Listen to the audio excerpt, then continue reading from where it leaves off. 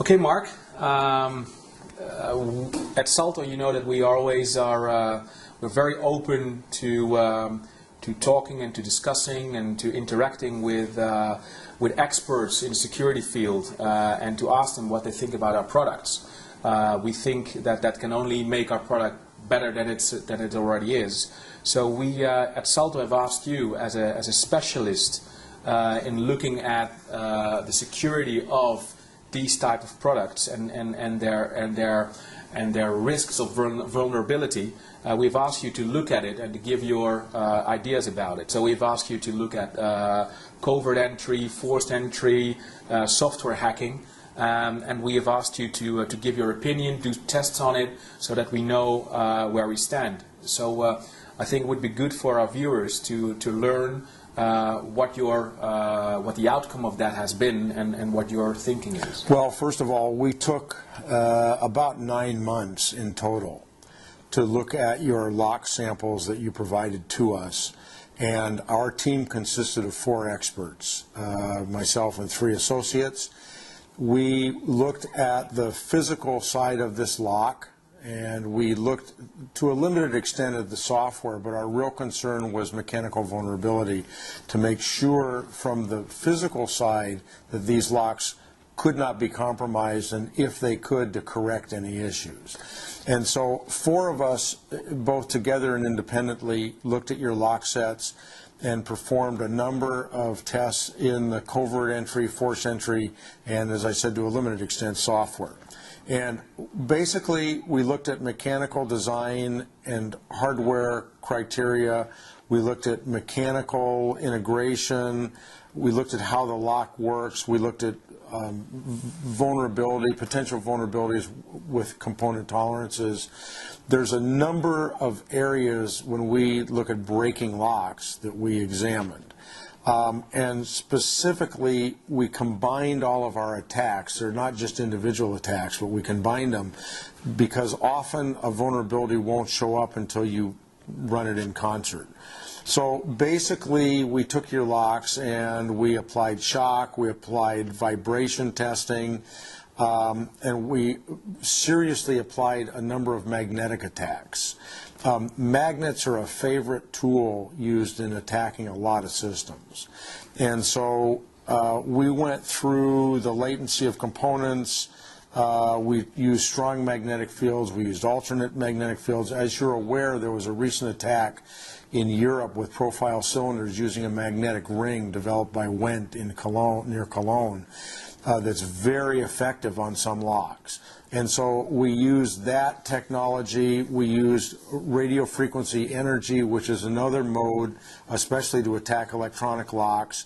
And we also used wires and probes and temperature differential. And so we ran your locks from the covert side. This is non-detectable entry.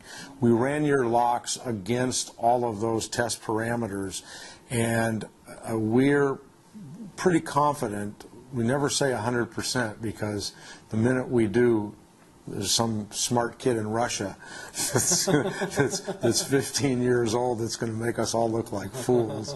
But we've been doing this for about 40 years in combined.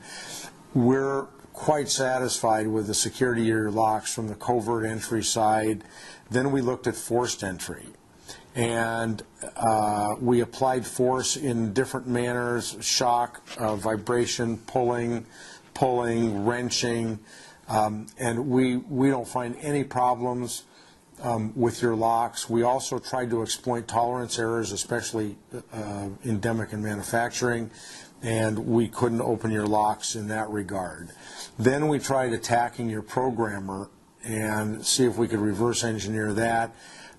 We had very, very limited success in doing that. I won't say no success, but what we were able to do didn't affect the security of the lock. And so overall, we're fairly impressed with the hardware and the software. And as I said, we didn't get into the protocols or the different credentials that you use for controlling your hardware because that wasn't our mission. We were strictly concerned with hardware and physical resistance, just like is controlled in our underwriters laboratory and builders hardware manufacturer standards in the United States. And so from that standpoint, we think these are very secure locks. We were not able to get through them.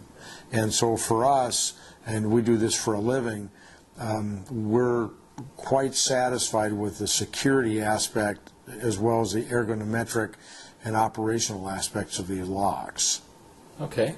Well, that's really good thing to hear. Any other questions? Well, as the interviewer then says, not at this time, Mr. Tobias. No, it's very well designed. The quality control is excellent, and this is the way things are going to go. People are going to move to electronic locks. Maybe I can use the moment that you're behind the camera right now to also use you as an expert on security, maybe in the US and stuff like that. So in Europe, electronic locking has now been a major success for some time now. The US has started a little bit later. What is your thinking about how the US market will pick up on a concept like the one that we are selling, that Salto is selling? Well, I think it has to pick up on it. America's been slow. There is obviously implementation of electronic access control, but it's not on as wide a spread basis as it is, I don't think, in Europe. It has to come because the integration, as we spoke earlier in the interviews, the integration of IT and mechanical physical locking issues and physical security, there's a convergence that can't be stopped for a variety of reasons. It's much more economical, it's much more management effective.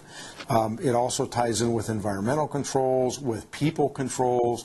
It makes your people more efficient when you have reports that you can analyze where your people are, how they're working. And so, and just from the maintenance standpoint and cost of doing business, once you get over the initial costs, they're much more efficient and economical to operate, these major systems. And they give you much better controls. And so at the end of the day, America is a technology-based country. And at the end of the day, there will be widespread implementation of this type of technology. We will follow Europe. Very good.